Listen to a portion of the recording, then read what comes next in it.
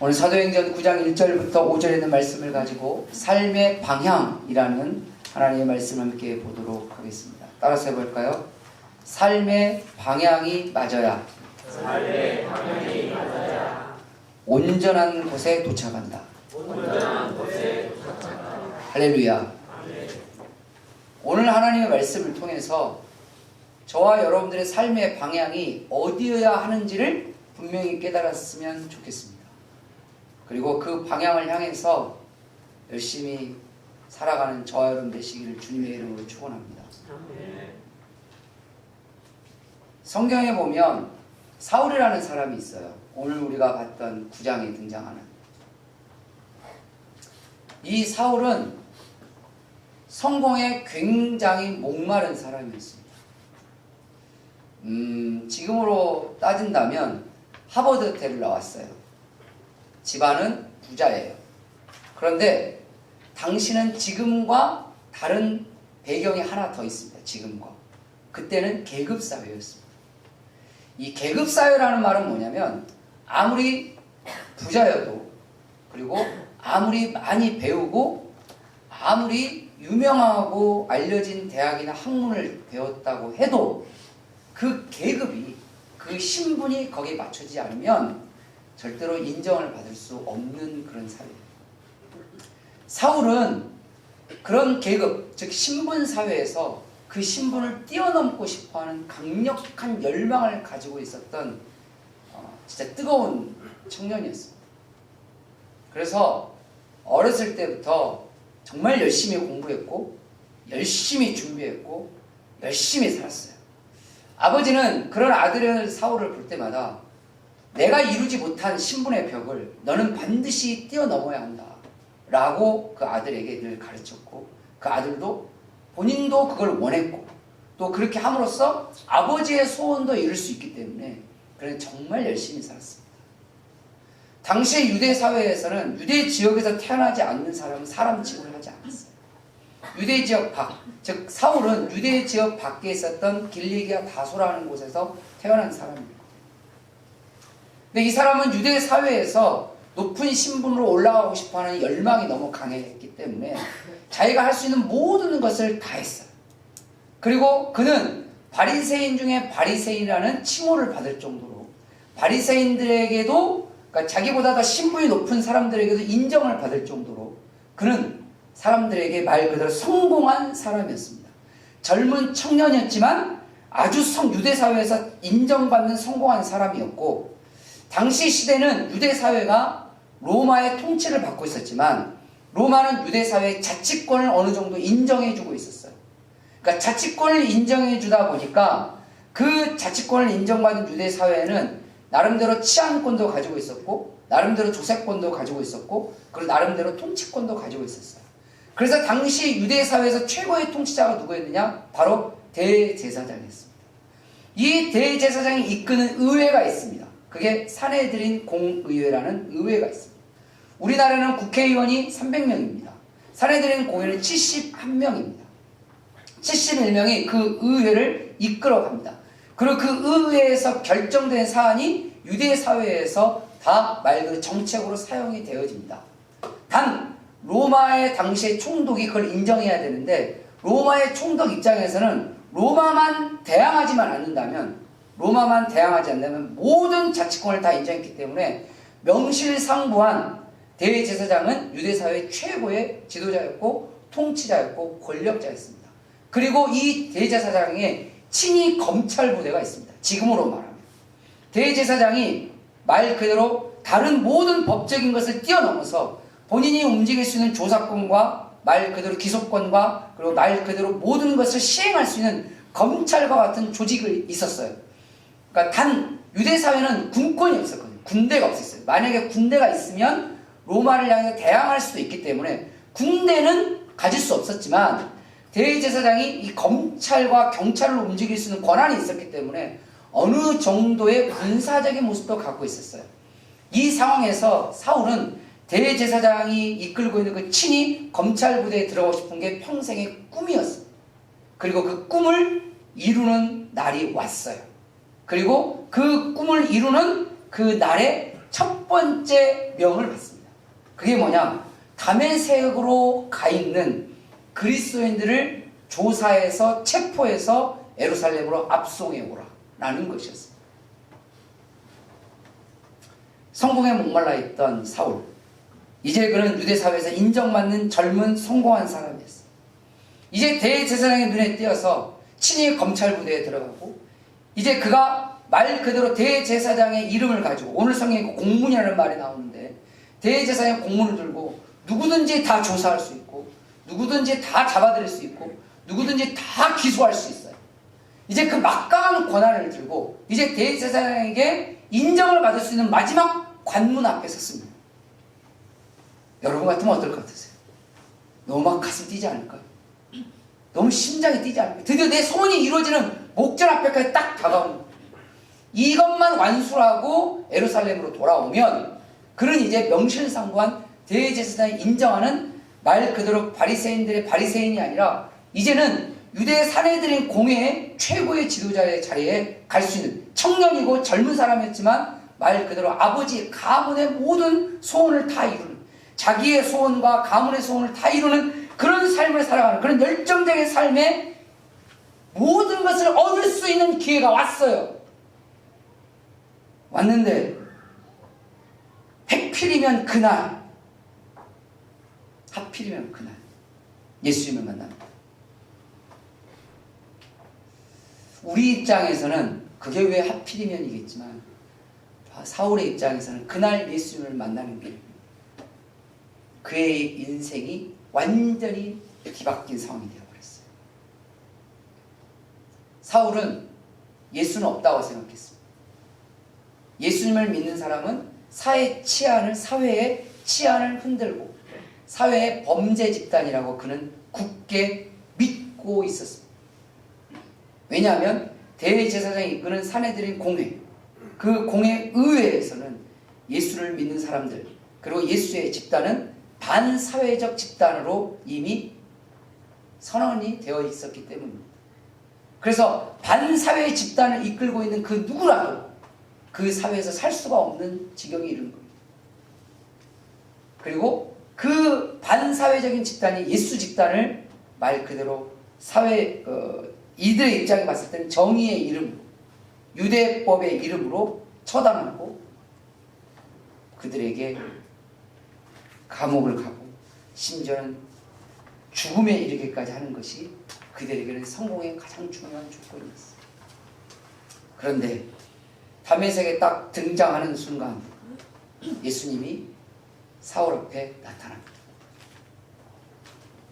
3절 말씀에 보니까 사울이 길을 가다가 다메섹에 가까이 이르더니 호련히 하늘로부터 빛이 그를 둘러 비추는지라. 그 자기 앞으로 쏟아지는 그 엄청난 광채 앞에 그는 땅에 엎드려집니다. 그런데 땅에 엎드려져 있는 그 사울을 향해서 소리가 들려옵니다. 사울아, 사울아, 너가 어찌하여 나를 박해하느냐. 5절 말씀에 보니까 사울이 어느 쪽인지는 모르겠지만 소리가 들려오는 방향을 향해서 그가 이렇게 대답합니다. 주여, 누구십니까? 그때 예수님이 사울에게 이렇게 말합니다. 나는 내가 박해하는 예수야. 이게 만약에 드라마로 찍었으면 여기서 끝났어요. 그리고 다음 주 아마 이렇게 되지 않았을까 싶습니다.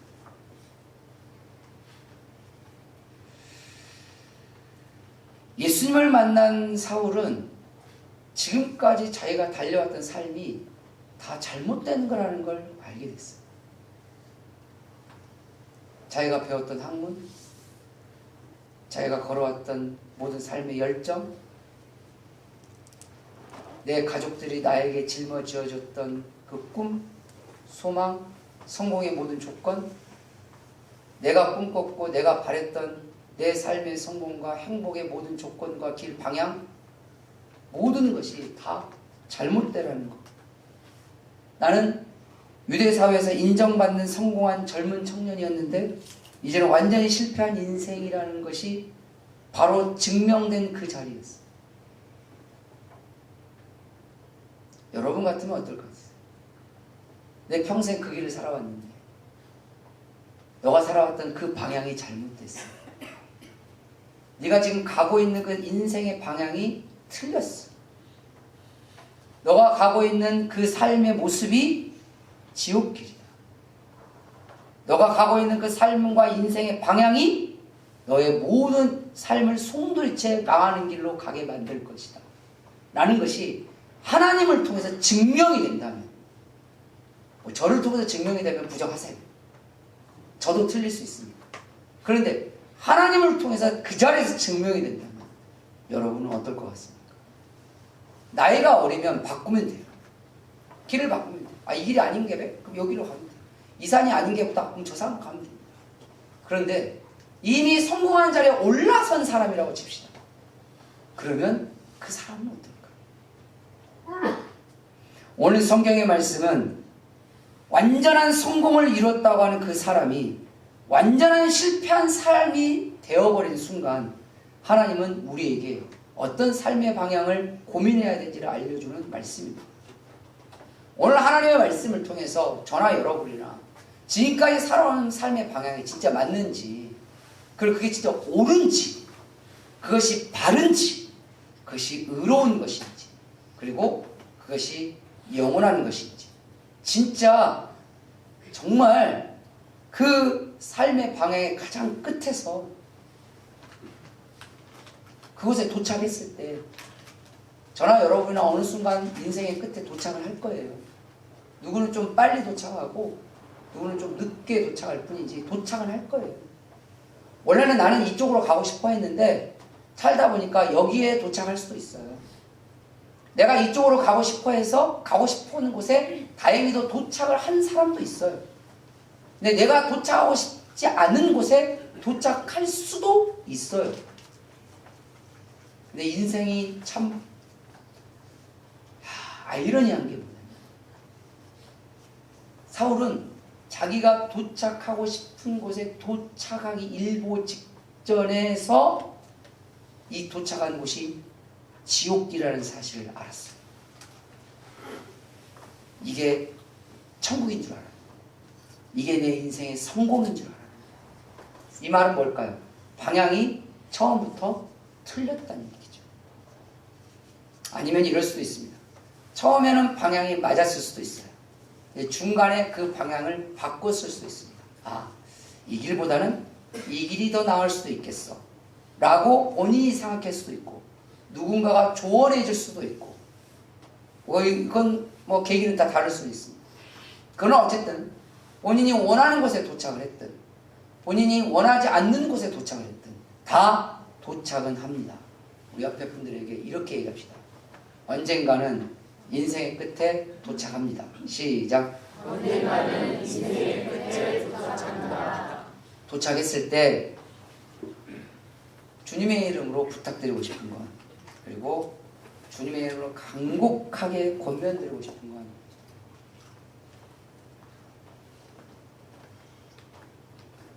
처참하지는 않았으면 좋겠어요.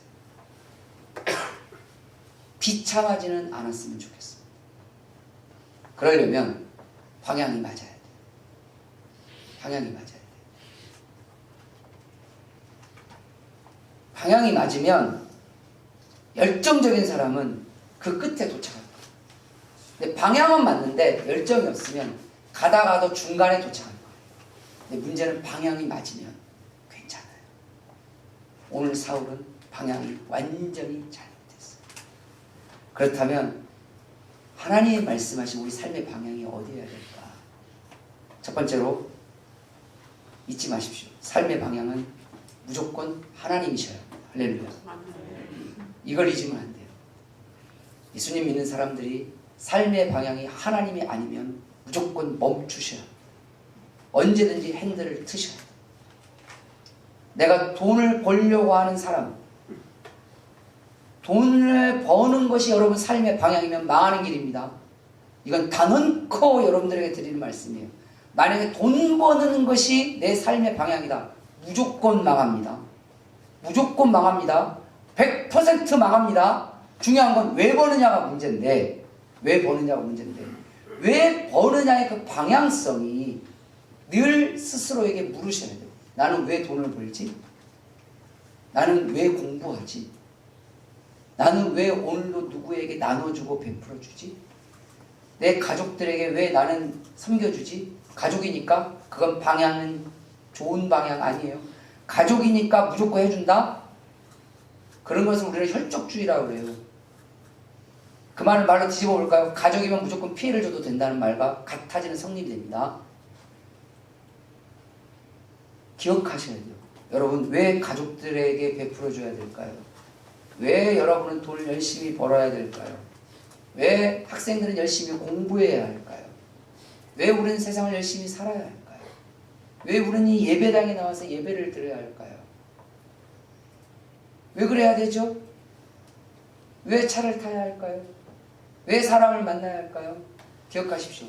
그 끝은 하나님이셔야 합니다. 할렐루야. 그래야 방향이 맞아요. 내가 가족을 베풀어주는 이유, 하나님. 왜 그럴까요? 하나님은 너의 친족, 너의 아비의 집을 뭐라고 써요? 사랑하라.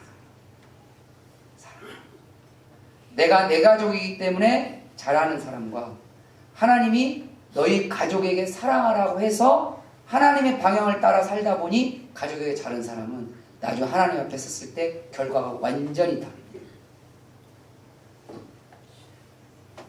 교회와 사회복지단체가 다른 점이 뭔지 아세요? 교회와 사회복지단체의 같은 점은 때로는 어려운 이웃을 돕기도 하고 때로는 세상에 우리가 필요한 곳에 가면 섬겨주기도 합니다. 그것은 같아요. 그런데 방향이 틀려요. 방향이 틀려요. 교회는 뭐죠? 하나님이 그렇게 하라고 하셨기 때문에 하는 겁니다. 근데 자기 기부가 있는 사람들, 이런 사람들은 자기 만족이에요. 나의 보람된 삶, 내 인생의 보람이 되고 내 삶이 가치가 있게 하기 위해서 때로는 기부도 하고 때로는 나누기도 하고 때로는 베풀기도 합니다. 그럼 방향이 어디예요? 하나님입니까? 자기 자신입니까? 자기 자신이에요. 나를 향해서 베푸는 사람이 있지만 하나님을 향해서 베푸는 사람이 있습니다. 왜 돈을 벌죠? 다른 거 아닙니다. 하나님이 성실하게 일하라 하셨기 때문에 그 하나님의 말씀, 즉 하나님의 방향을 향해서 성실하게 오늘도 살고 내일도 사니까 거기에 부가적으로 붙는 게 돈인 거예요. 그래서 우리가 열심히 성실하게 일하고 거기서 얻어 땀 흘려서 번 그 물질을 가지고 누군가에게 베풀기도 하고 사랑하는 가족들과 함께 할 때 그게 가치 있고 빛이 나는 것이지, 무조건 돈 버는 것이 우리의 방향이 되면, 하나님과 상관없이 그 방향이 되면 수단과 방법을 가리지 않고 돈을 벌게 되는 이 심령에 갇히게 됩니다. 그래서 적당한 범죄쯤은 괜찮아요. 이게 진짜 무서운 법입니다. 적당한 거짓말쯤은, 적당한 속임쯤은, 주님은요 우리가 삶에서 열심히 일한 것만큼 받으라고 말합니다. 그게 정직이에요. 일하지 않고 받는 것, 하나님 보시기에 정직하지 않습니다. 오죽하셨으면 데살로니가 후서에 일하지 않는 자는 먹게도 하지 마라, 아예 성경에 하나님이 기록해버리셨어요. 그 말이 뭘까요? 성실하게 일한 것만큼 받아야 되지만 내가 받기 위해서도 성실하게 일하는 게 정직한 삶이라는 거예요. 그런 사람은 하나님께 방향을 두고 직장 생활하는 사람입니다.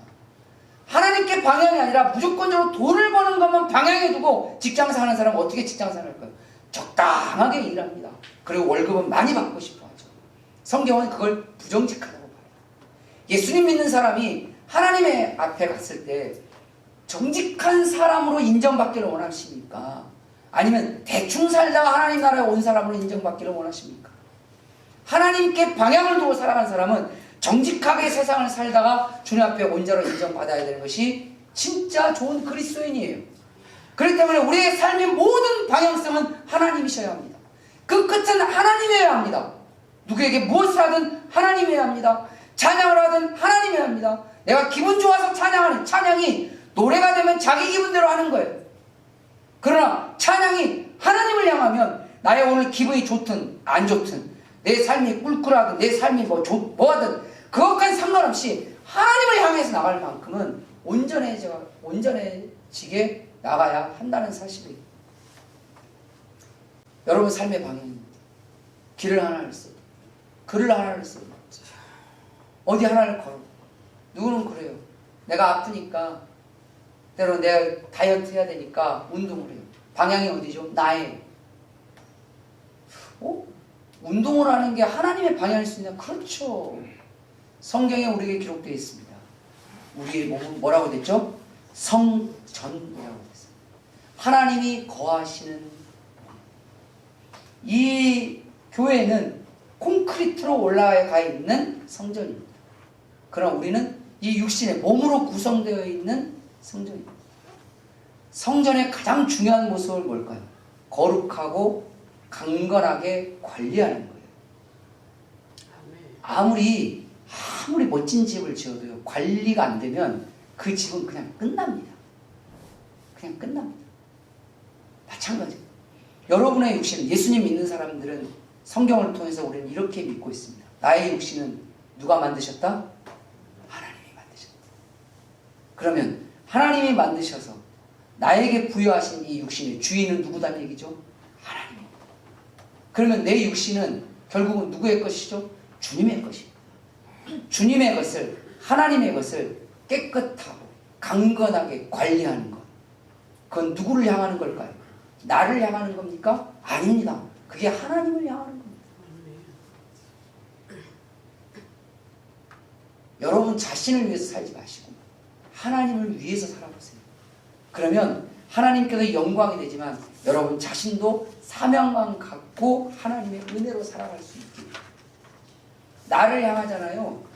나를 향하잖아요. 그런 때로는 하고 싶을 때 하고 하기 싫을 때 안 하게 돼요. 근데 운동이 사명이 되잖아요. 그럼 하기 싫어도 해야 돼요. 왜? 하나님을 향하는 겁니까? 어떻게 하나님을 향하는 게 게으르고 나태할 수 있어요? 주님이 나에게 주신 육신 얼마나 감사합니까? 얼마나 귀해요. 하나님이 나에게 이 육신을 주시기 위해서, 하나님이 나에게 이 영혼을 주시기 위해서 얼마나 소중한 걸 우리에게 허락하셨습니까? 그런데 함부로 해요? 내 가족과 내 주변의 사람들의 육신을 함부로 대합니까? 그래서 폭력과 학대는 하나님을 대항하는 것과 같다는 거예요. 왜죠? 그의 몸도 누가 주셨기 때문에? 하나님이 주셨기 때문입니다. 삶의 방향이 하나님을 향하는 사람은 그런 인생의 삶과 생각과 관점과 가치를 가지고 살아간다는 거예요. 두 번째로 삶의 방향이 올바른 사람이 뭘까요? 바로 삶의 방향은 생명이어야 합니다. 할렐루야. 우리의 인생의 방향성은 반드시 생명이 뭡니까? 살리는 거예요. 이 사울의 결정적인 큰 패착이 뭐냐? 자기의 성공을 위해서 다른 사람의 생명을 취하는 거였어요. 자기의 인생의 성공을 위해서 다른 사람의 것을 취해야 했어요. 때로는 그 사람의 자유를 취해야 했고, 그 사람의 생명을 취해야 했고, 그 사람의 물질을 취해야 해요. 즉, 그 사람을 탄압하고 그 사람의 인생을 무너뜨려야 내 인생에 성공하는 이상한 상황으로 몰려가게 됐어요. 그 끝이 다메섹을 향했어요. 주님이 그냥 둘 수가 없죠. 그래서 주님이 말씀하신 거예요. 네가 핍박하는 개들이 나다. 이겁니다. 너가 공격하는 그 사람들이 바로 나다. 너가 그토록 잡아서 압송하고 싶어하는 그들이 나다. 너의 인생의 방향은 사람에게 해를 끼쳐서 네가 성공하는 것이냐, 아니면 다른 사람을 살려서 너의 삶이 나를 향하는 것이냐. 이게 주님이 우리에게 묻는 질문입니다. 여러분, 아무리 나에게 좋은 것이 생긴다고 해서 절대 사람에게 해를 끼치면 안 돼요. 다른 사람 눈에 피눈물 나게 하고 내 눈에 밝은 빛이 돌 거다. 성경 어디에도 그런 거 없어요. 도리어 차라리 내가 성공을 못하더라도 다른 사람의 살리는 삶, 생명을 지키고, 다른 사람의 삶을 지키고, 다른 사람의 물질도 지켜주고, 다른 사람의 마음과 생각과 정신을 지켜주는 것이 하나님이 바라는 삶의 방향성이에요. 누가 봤을 때는 이렇게 말할 수도 있어요. 야, 이 경쟁 사회에서 저 사람이 안 죽으면 너도 죽어. 저 사람이 죽어야 네가 살아. 차라리 내가 죽겠다는 것이 예수님의 방향이에요. 정당한 경쟁이 아니라면 차라리 내가 죽는 게 낫습니다. 그게 성경의 원리예요. 불의하게 부자가 되느니 정직하게 가난한 자가 되라. 이게 잠언사가 우리에게 가르치는 말씀 아닙니까? 그게 왜 그럴까요? 살리는 삶, 누군가의 마음을 살려주고, 누군가의 물질을 살려주고, 누군가의 몸을 살려주고 누군가의 믿음과 신앙을 살려주고 누군가의 삶을 살려주는 그 삶이 우리의 삶의 방향성이 됐을 때 하나님은 우리의 삶을 지키시고 나의 생명을 지키시고 내 물질을 지키시고 내 건강을 지키시고 내 마음과 영혼과 생각을 지킨다는 사실을 반드시 기억하셔야 합니다. 다른 사람의 것을 무너뜨리고 빼앗아서 내 것이 좋아진들 하나님은 그것 절대 지켜주지 않습니다. 다른 사람의 마음에 상처 주고 내가 기분이 좋은들, 그래서 농담 좋아하는 사람들 조심하셔. 우리가 세상 말로 이런 말을 하잖아요. 내가 던진 그냥 장난으로 던진 돌 하나가 지나가는 개구리한테는 생명의 위협이 된다. 나는 그냥 던진 농담이에요. 근데 그 말이 누군가에는 큰 상처가 될 수 있습니다. 아무 생각이 없이 말합니다. 공감 능력이 없을 때.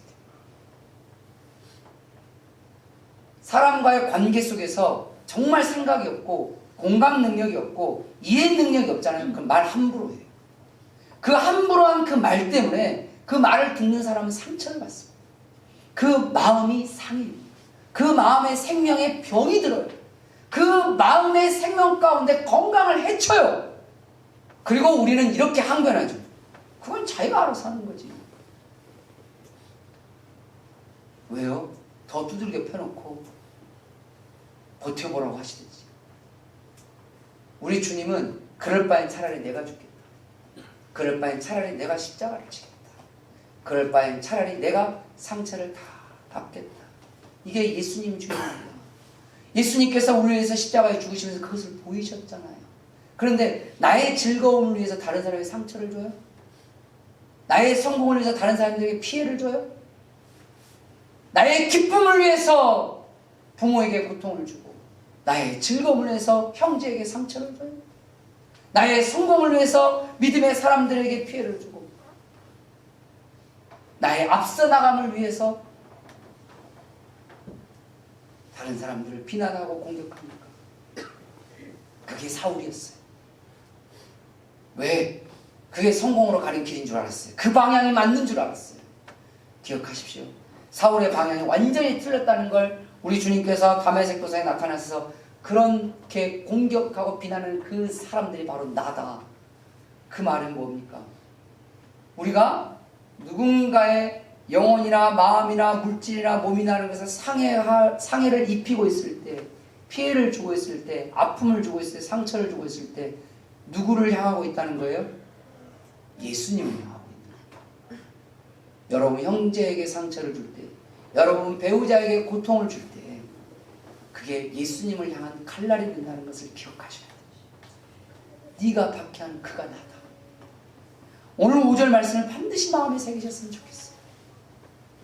네가 칼을 가고 창을 하고 네가 화살을 들고 있는 그 방향이 너의 배우자가 아니고 너의 친구가 아니고 너의 직장 동료가 아니고 너 믿음의 교인들이 아니고 누구다고요? 예수님. 너를 구원해서 십자가에 죽으시는 그 예수님. 네가 그 방향을 향하여 지금 칼을 들고 있는 거야. 방향이 잘못됐다고 오늘 주님은 말합니다.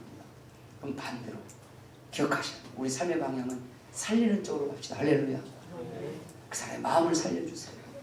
그 사람의 정신을 살려주세요. 할 수 있으면 그 사람의 육신도 살려주시고요. 그 사람의 물질도 살려주시고 그 사람의 영성도 살려주시고 때로는 그 사람의 기분도 살려주세요. 중요한 건 내가 그 사람을 살리려고 할 때, 그 사람이 살아나도록 내가 뭔가를 애를 쓸 때 그 방향이 그 사람을 향하는 것이 아니라 우리 주님을 향한다는 사실을 기억하시기를 주님의 이름으로 축원합니다. 세 번째로 우리의 삶의 방향은 어디를 가야 할까요? 바로 믿음이어야 합니다. 믿음. 우리의 삶이 믿음, 방향이 믿음일 때 주님께서 역사하신다는 사실을 기억하셔야 돼요.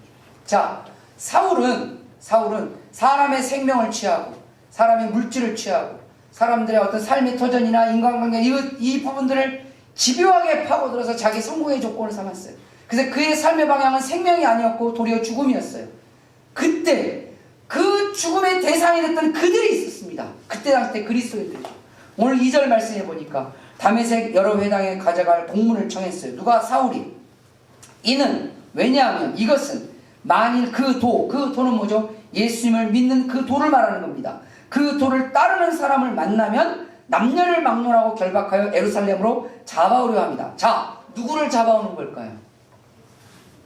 삶의 방향이 믿음을 향하는 사람들을 잡으러 가기 위해서 다메섹으로 간 거예요.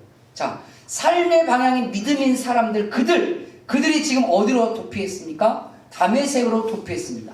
왜 그들은 원래 삶의 자리였던 예루살렘을 떠나서 다메섹으로 도피를 했을까요? 그들의 삶의 방향이 믿음이었기 때문에 믿음을 지키기 위해서 자기의 집을 떠났어요. 믿음을 지키기 위해서 직장도 버렸어요.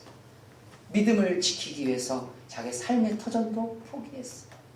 왜죠? 그들의 방향은 지금의 안락함이 자기의 삶의 방향이 아니라 하나님을 향한 믿음이 자기 인생의 방향이었기 때문에 자기의 인생의 방향이었던 그 믿음을 끝까지 지키기 위해서라도 지금의 삶의 자리를 포기한 거예요. 지금 살고 있는 예루살렘 내 집을 그냥 내려놓고 다메섹으로 피한 거예요. 그럴 수 있죠. 적당하게 타협해서 아유 나중에 믿음 생활하면 되지. 나중에 믿으면 되지. 삶이 좀 괜찮아지면. 아 이걸 어떻게 포기해. 이 집 내가 지으려고 얼마나 많이 노력했는데 이 밭을 갈기 위해서 내가 얼마나 노력했는데 내가 이 직장에 들어가서 얼마나 애를 쓰는데 그 믿음 그거 지키겠다고 신앙 지키겠다고 그걸 내려놔? 말도 안 되는 이렇게 생각할 수도 있었을 거예요. 근데 다메섹으로 도피했던 이 그리스도인들은 그게 아니었어요. 그들의 삶의 방향은 믿음이었어요. 내 믿음을 지키자. 하나님을 향한 믿음을 지키자. 하나님을 향한 신앙을 지키자. 이걸 지키기 위해서라면 내가 어떤 대가라도 치르겠다. 그래서 그들이 다메섹으로 도피했어요. 그런데 여기까지 누가 들어닥쳤어요? 사울이 코앞에까지 들어닥친 거예요. 그때 주님이 나선 겁니다. 할렐루야. 네. 끝까지 믿음을 지키겠다고 나의 삶의 방향을 믿음을 향해서 끝까지 두고 때로는 내려놓기도 하고 때로는 포기하기도 하고 때로는 그 믿음을 향해서 달려가려고 할 때 그때 주님이 그들을 지키기 위해서 움직이신 겁니다. 사울 앞에 주님이 등장하신 거죠. 정확하게 말하면 예수님이 사울의 앞길을 막으신 겁니다. 그리고 그에게 말하죠. 네가 잡으러 온 게 나다. 우리는 때로는 이래요. 신앙생활, 믿음생활, 하나님을 향하는 삶을 내가 원하는 대로, 내가 하고 싶은 대로, 때로 내 기분대로 해놓고 나중에 어느 순간 되면 하나님 왜 저를 지켜주시는 거야? 라고 원망할 때가 있어요. 과연 이게 옳은 것일까? 내가 지켜야 될 것들이 참 많습니다. 때로 물질도 지키기도 하고 때로 가족들을 지키기도 하고 내 건강도 지켜야 하고 많죠.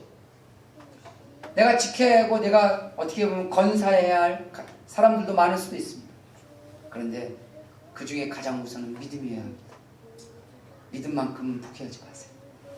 마지막까지 믿음만큼은 끝까지 붙들고 가십시오. 그럴 리가 없겠지만 혹여라도 그러다 치더라도 즉 저나 여러분의 삶이 만신창이가 돼도 믿음만큼 놓지 마십시오. 그 끝이 주님이 지키시는 사람이 될 겁니다. 어찌 보면 우리의 삶 가운데 믿음으로 사는 게 그렇게 어렵지 않을 수도 있어요. 그런데 믿음을 지키는 것은 어려울 수 있습니다. 왜냐하면 세상은 적당하게 믿는 것을 우리에게 말하거든요. 적당하게 교회 다녀라. 적당하게 믿어라. 이걸 다른 말로 할까요? 대충 교회 다녀라. 그렇게 열심히 하지 말라는 거죠. 그런데 희한한 건 뭔지 아세요? 돈 버는 건 참 열심히 하라고 그래요. 애들에게 공부하라는 건 참 열심히 하라고. 밤낮 안 가리고 심지어는 제가 예전에 송구영 신제회 끝나고 지금은 송구영 신제회 끝나고 다들 이제 이렇게 많이 가시고 오실 때도 많이 알아서 오시고 뭐 이럴 때도 있지만 처음에 이렇게 할 때는 차량 운행할 때가 있었어요. 그러면 송구영 신제회 끝나고 모세다 드리고 그때 당시에 돌아올 때 교회 들어올 때 1시 좀 넘을 때였거든요. 1시 좀 넘어요. 1시 넘을 때 저기 학동 쪽으로 이렇게 들어올 때가 있어요. 그럼 학동 쪽에 지금은 딴 쪽으로 옮겨간 것 같은데 그 앞에가 영수학원이 있었거든요. 부산 그 앞에가. 새벽 1시에 영수학원에서 애들이 나와요. 1월 1일 날. 제가 그걸 보고 브레이크를 밟았어요. 제가 깜짝 놀랐어요. 1월 1일 날 새벽 1시 반 이때도 지금은 선소대교가 있으니까 이쪽으로 다니지만 옛날에는 부산을 통과했단 말이에요. 그래서 내려서 제가 물어봤어요. 이게 호기심이 많으면 문제가 있습니다. 물어봤어요. 야! 그랬더니 딱 쳐다보는 거예요. 학원 끝났어? 그랬더니 그렇대요. 그럼 지금까지 학원이야? 그랬더니 자 진짜 이건 너무 마음이 아팠어요. 뭐라 하냐면 12월 31일 날 5시부터 새벽 1시 반까지 합니다. 걔들이 그 다음 해에 고3 될 애들이었어요. 그러니까 이미 고3들은 다 수능이 다 끝났죠. 그러니까 이제 2학년 애들이에요. 아직 3학년까지 안 들어갔고 얘네들이 특별반을 이렇게 돌렸나 봐요. 그때 난 지금도 그게 있는지 모르겠는데 특별반을 돌렸나 봐요. 근데 그게 끝난 시간이 새벽 1시가 좀 넘을 때였어요. 그러니까 나오다가 나랑 맞닥뜨릴 때가 1시 반쯤 되는 거죠. 자, 그때 마음에 그런 생각이 들었어요. 참 열심히 살고 열심히 살도록 부모님들이 참 푸신 열심히들 하신다. 근데 우리는 저 안에도 혹시 그래서 그 애들 중에 하나한테 물어봤어요. 혹시 그래서 교회 다니는 애들 있냐? 라고 했더니 두 명이가 손을 드는 거예요. 이유는 있습니다. 걔들하고 말이 통하니까 그 밑에 CU 편의점이 있거든요. 애들 편의점 들어가면 말문이 열려요. 지나가는 사람하고도 편의점 같이 들어가 줍니다.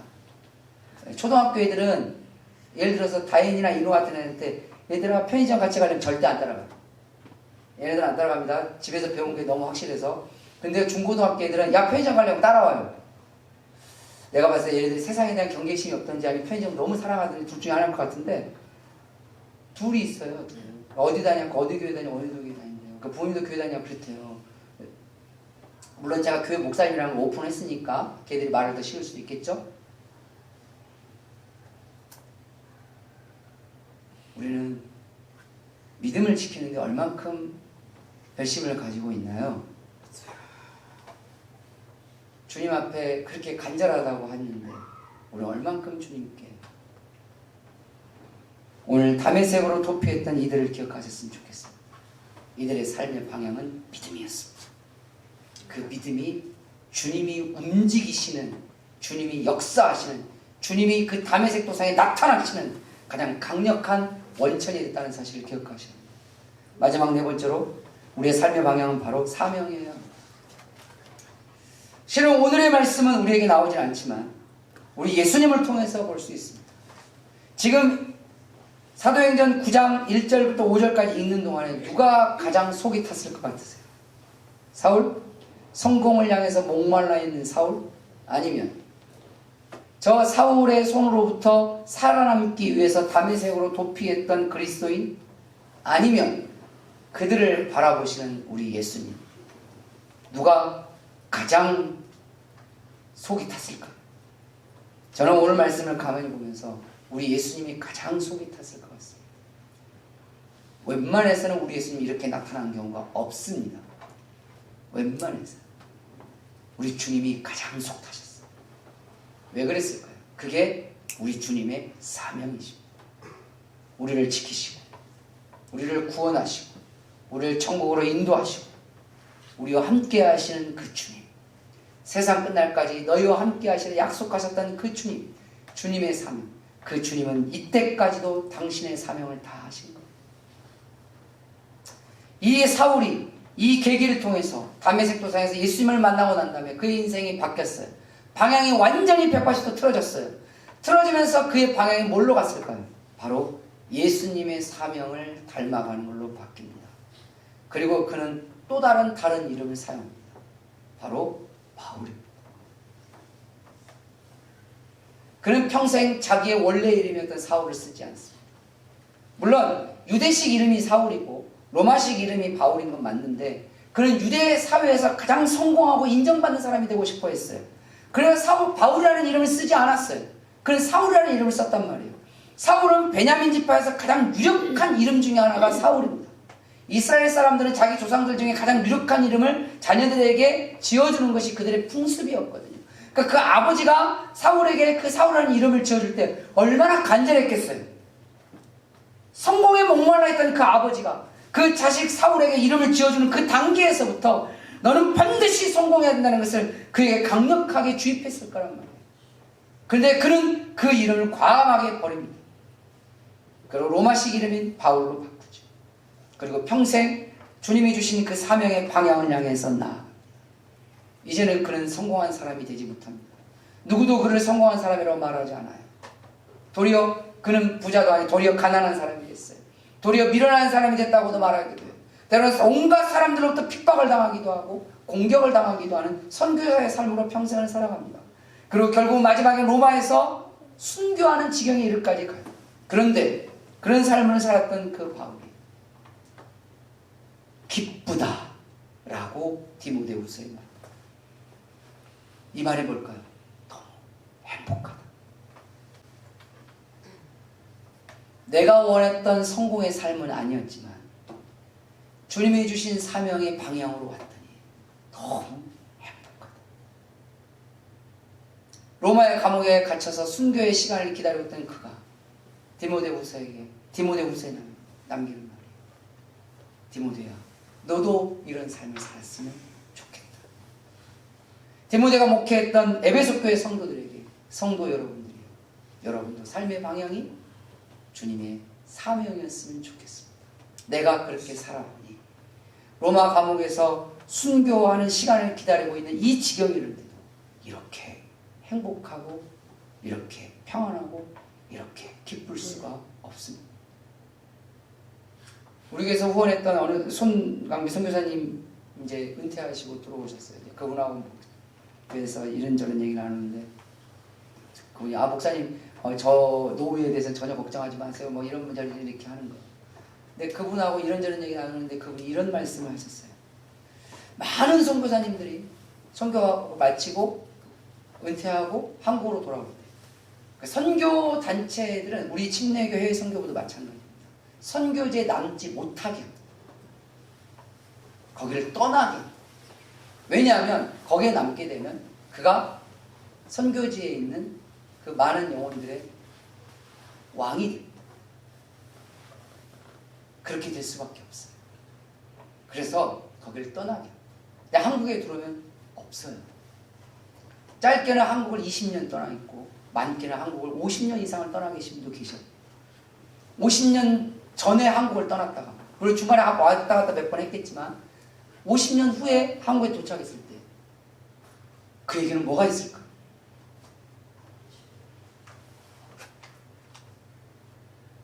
저도 모르는 사이에 마음이 아프고 좀 안타깝네요 라고 이렇게 제가 했어요. 그랬더니 송광배 선교사님 이렇게 했어요.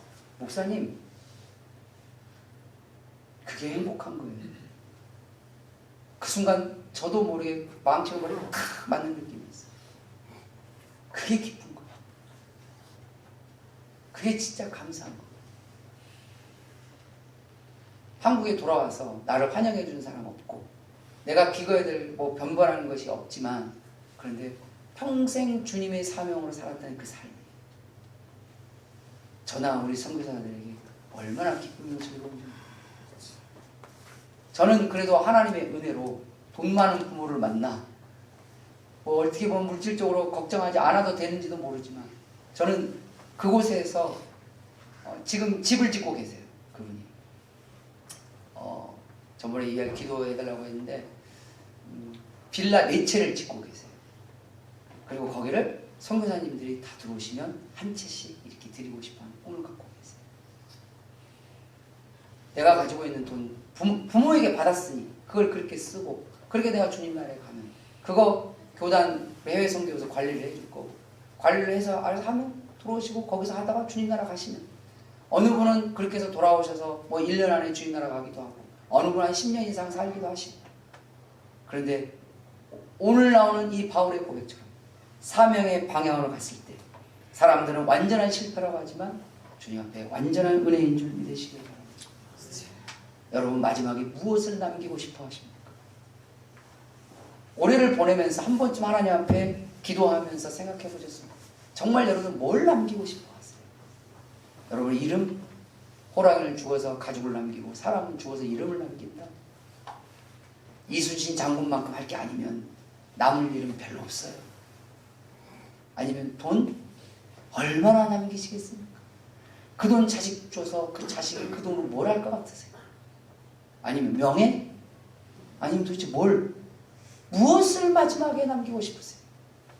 무엇이 여러분의 방향성의 마지막 도착점이 되고 싶어 하십니까?